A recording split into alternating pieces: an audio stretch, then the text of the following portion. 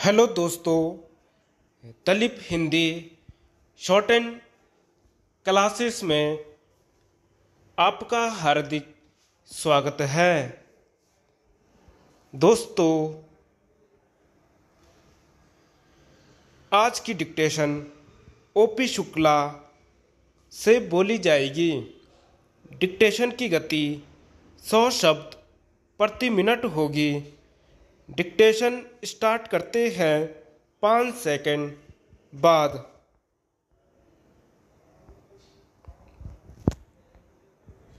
अध्यक्ष महोदय, आज हम लोग खेती की समस्या के ऊपर जो मांग है उस पर चर्चा कर रहे हैं।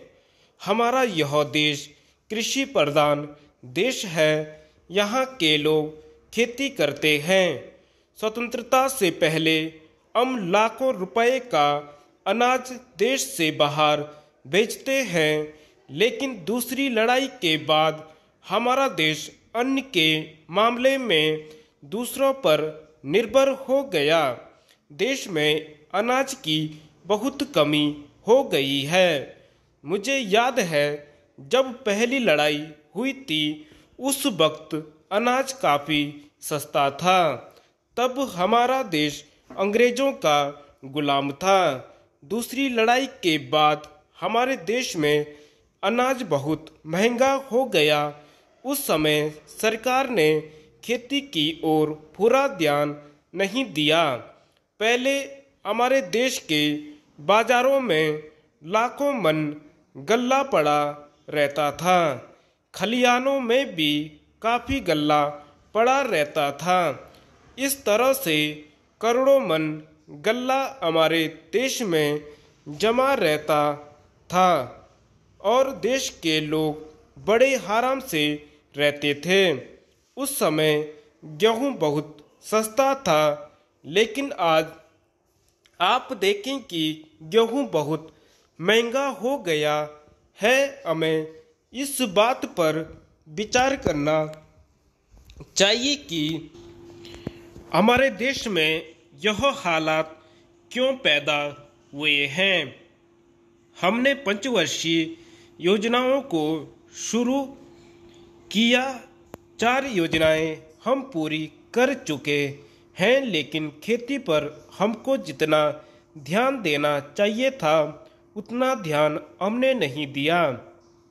उद्योग धंधों पर ज़्यादा ध्यान दिया और इसी का परिणाम है कि आज हमारे देश में उद्योगों की काफ़ी उन्नति हुई, लेकिन खेती में हमारे देश ने कोई उन्नति नहीं की।